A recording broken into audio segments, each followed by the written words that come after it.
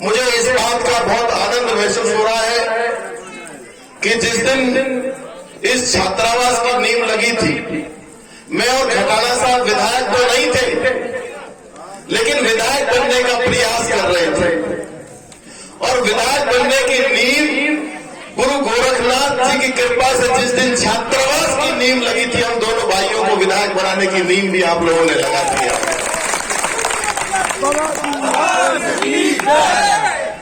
इसलिए बहुत बधाई देता हूं। अब आते हैं हम नाथ संप्रदाय पर। आखिर नाथ संप्रदाय का उद्भव कब हुआ, कैसा एकीकरण किया?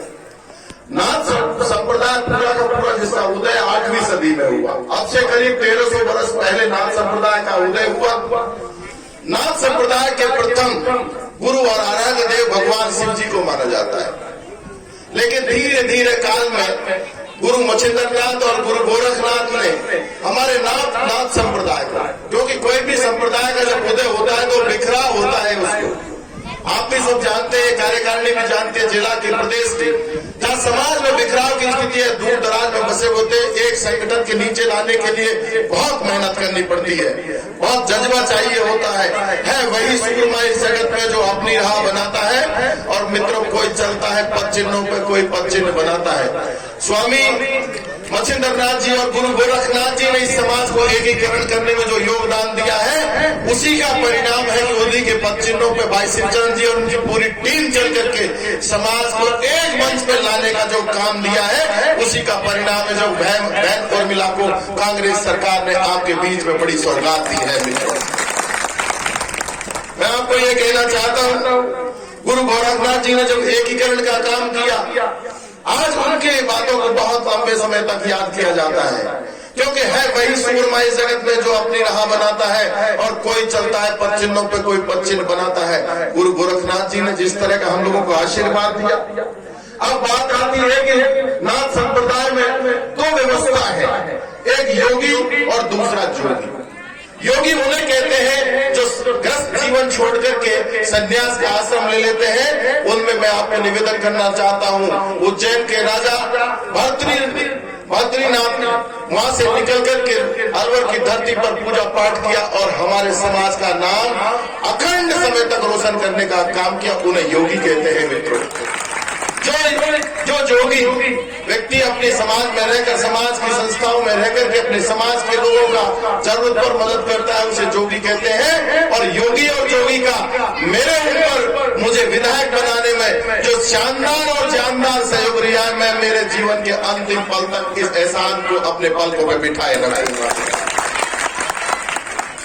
मैं आपको कहना चाहता हूँ, सारे बहुत जगह हमने देखा है, सारी चीजें देखी है। आज नाथ समाज के चाहे छात्रावास बन रहे हैं, चाहे सड़कों का नामकरण नाथ समाज के गुरुओं के नाम पे होता है। आज बाबा साहब भीमराव अम्बेडकर, ज्योतिबा फुले की बातों को जब देखते हैं, उनका नाम इसलिए चल दिया जाता है कि उनके द्वारा अधूरे कामों को हमें आगे बढ़ाना है। आज नाथ समाज को यहाँ ये संकल्प लेना पड़ेगा कि स्वामी मच्छिंद्रनाथ जी और गुरु गोरखनाथ जी के जो अधूरे सपने रहे, उनको हम पूरा करके हमारे समाज को आगे बढ़ाने का काम करेंगे। मैं इसलिए कहना चाहता हूँ, आज भगवान शिव जी की, भगवान कृष्ण की पूजा किस लिए की जाती है, गुरु गोरखनाथ की पूजा किस लिए की जाती है? इसलिए पूजा का महत्व है घर में कि आज हम लोग जब हमारे बच्चों से पूछते हैं, छोटे बच्चों से पूछते हैं जो अंग्रेजी पढ़ते हैं, उनको पता नहीं है भगवान शिव क्या है, गुरु गोरखनाथ क्या है। जब तक उनके मंदिरों की स्थापना नहीं होगी, जब तक प्रमुख मार्गों का नाम, उनके नामकरण नहीं होगा, जब तक वो संदेश हमारे बच्चों तक नहीं जा सकता। इसलिए आप पूरे भाई शिवचरण जी और उनकी पूरी टीम ने यहाँ गुरु गोरखनाथ जी के मंदिर की स्थापना भी की है, छात्रावास की भी स्थापना की है। मैं आपको बधाई देता हूँ। और आज मैं ये कहना चाहता हूँ, 2 दिन पहले यहाँ के लोग मेरे पास गए थे और उन्होंने कहा था कि हुड्डा साहब, महुआ की एक सड़क का नाम तो गुरु गोरखनाथ के नाम होना चाहिए। मैं आज आपके बीच कहना चाहता हूँ, महुआ की एक सड़क का नाम गुरु गोरखनाथ के नाम, महुआ की एक सड़क का नाम गुरु गोरखनाथ के नाम।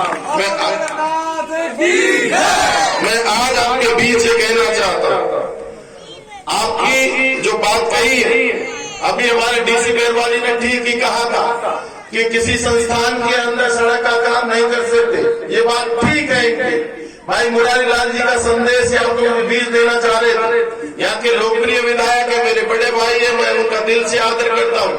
आज तबीयत खराब होने के बीच वो हमारे बीच नहीं आ सके, लेकिन इस जमीन को देने में उनका बहुत बड़ा योगदान है। आप सबको पता है उस समय रतनलाल योगी जी तहसीलदार हुआ करते थे यहाँ दौसा में, और आप सब लोगों के बीच में इस छात्रावास की नींव रखी थी। भाई डीसी बैरवाल जी ने, मुरारी लाल जी ने मिलकर के जो यहाँ एक सामुदायिक भवन की बात कही है, उसको तो ये बहुत जल्दी करेंगे ही करेंगे। और जिस दिन उस छात्रावास की नींव लगाएंगे, उस दिन ये सड़क अगर सरकारी पैसे से नहीं हो सकती, तो इस सड़क के लिए यहाँ से लेकर गेट तक 1 लाख रुपए ओम प्रकाश उल्ला अपनी जेब से देने की व्यवस्था करता है। और ये बात सही है, सरकारी धन का उपयोग नहीं कर सकते इसके छात्रावास के अंदर, तो इसका कोई न कोई तोड़ तो हमें निकालना पड़ेगा, और वो तोड़ निकाला है। क्योंकि अब साथ के साथ ही भाई हरिराम जी और इन सब लोगों ने एक बात कही है मेरे से, महुआ के लोगों सामने हरिराम योगी जी बैठे, एक सरपंच साहब बैठे थे रसीदपुर में, ये कह रहे थे इनके सामने बैठकर एक कुर्सी पे बैठे थे, तो बात चल रही थी कि देखिए ओम प्रकाश उल्ला कितना चाहता है आपको देखते, ये आपस में बात कर रहे थे। लेकिन मुझे समझ में नहीं आया, गुरु गोरखनाथ जी ने मेरे दिमाग में क्या एक व्यवस्था दे दी। जैसे ही ये कुर्सी पे बैठे थे तो मैंने इनको हरिनाम जी के पैर छुए, और वो सामने कहने लगा था कि कुर्सी पे ये बैठते तुम बैठते, तो इनके चरणों में जाके कुर्सी पे नीचे बैठ गया। मैं इनके विधायक की औकात योगी समाज के सामने ये औकात है।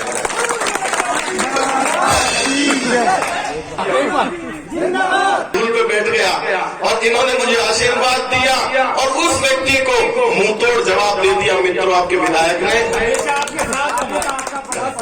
है ना, तो ये बहुत बड़ी बात है। और आज जिस तरह से आपने महुआ में छात्रावास की बात की है, हमने अधिकारियों से बात की है, और साथ के साथ अधिकारियों से बात करके, आपके पदाधिकारियों से बात करके, और जिला कलेक्टर और एसडीएम को बुलाकर आपके साथ बैठ करके गुरु गोरखनाथ जी के हिसाब से समाधि स्थल के हम किस तरह से जमीन का आवंटन आपको करा सकते हैं। और मैं ये भी आग्रह करना चाहता हूँ, क्योंकि दौसा में छात्रावास के लिए 1 लाख रुपए तो दे दिए, लेकिन सामने कानाराम योगी जी का मन छोटा छोटा हो रहा है, इसलिए इनके मन को ध्यान में रखते हुए जिस दिन महुआ में छात्रावास की नींव लगाएंगे, उसी दिन आज से लगाकर 1 लाख रुपए का ब्याज सहित मैं आपको 1 लाख रुपए महुआ के छात्रावास की देने की व्यवस्था करता हूं।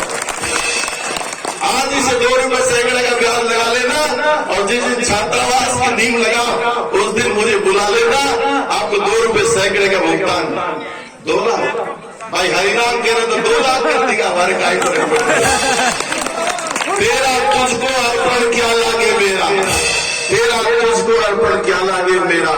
आप लोगों ने मुझे हमेशा पूरे नाथ समाज में सब माथे पे रखा है, मुझे पलकों पे बिठाए रखा है। मैं और मेरा माँ, मेरा पूरा परिवार आपके इस एहसान को हमेशा सर पर रख करके चलूंगा, और जो भी आप हुक्म करोगे उसकी पालना करूंगा। और ये मैं आज आपको विश्वास दिलाता हूँ कि राजस्थान की विधानसभा में इसी सत्र में जो आपका राजस्थान नाथ समाज आयोग की बात कर रहे हैं, आपका विधायक जी.आर. खटाना जी, आपका विधायक मुरारी लाल जी, आपका विधायक ओम प्रकाश उल्ला बहुत मजबूती के साथ विधानसभा में शेर की तरह इस आवाज को उठाकर एक नया इतिहास रचने का हम लोग काम करेंगे। आपने यहाँ बुलाया, इसके लिए धन्यवाद देना चाहता हूँ।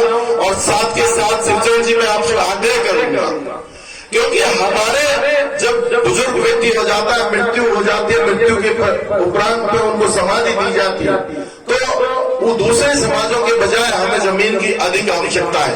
आप तो एक ऐसा अभियान शुरू करो पूरे जिले में नहीं, जयपुर, करौली, सवाईमाधोपुर, अलवर, भरतपुर, दौसा, सारे जिलों में एक ऐसा अभियान करो, जिन जिन गाँव में भी हमारे नाथ समाज के लोग रहते हैं, उनको समाधि स्थल के नाम पर उनका जमीन का आवंटन हो, और आवंटन होकर के बाद गुरु गोरखनाथ जी का मंदिर बने। इस तरह की व्यवस्था करने का आप लोग काम करेंगे।